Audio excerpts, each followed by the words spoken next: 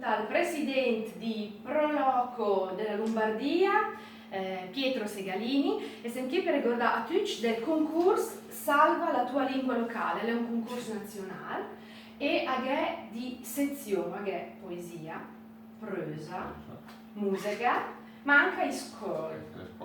Anche le scuole. Esattamente, in scuola è importante che partecipa anche in scuola a quel concorso qui, vero? Perché ci teniamo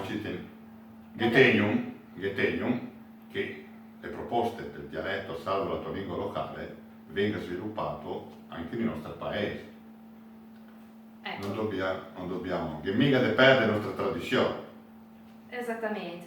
E c'era l'occasione per dire che in Lombardia, tutti i proloco che di questo, che in Lombardia, tutte le province della Lombardia, quel che non c'è un dialetto in tutte varietà della lingua lombarda, una lingua storicamente, strutturalmente distinta dalla lingua italiana, e l'UNESCO cita la lingua lombarda in tra i lingue che rischiano di scomparire. E quando dicono che parlano il dialetto, ricordiamo di che in dialetto, varietà della lingua lombarda. Dunque, per esempio, al dialetto de Mels, chi siamo Mels?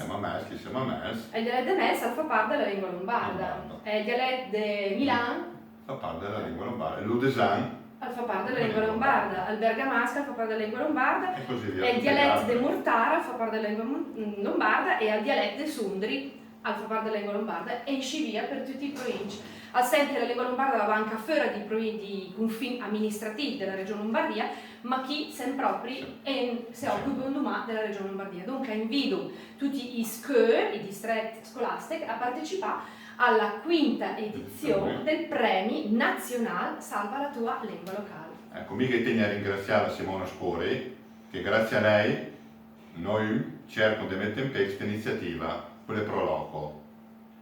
Personalmente tengo tanto questa iniziativa e spero che anche le Proloco, specialmente quelle tipiche del nostro Proloco dei paesi proprio quelli piccolini, abbiano anche loro mettere insieme questa iniziativa. Ecco, alle volte faccio fatica anch'io a ricordarmi dell'italiano, del dialetto, però cerchiamo di fare il nostro meglio. Che mica di perdere il nostro dialetto, ecco, l'importante è quello. Grazie a tutti, ciao!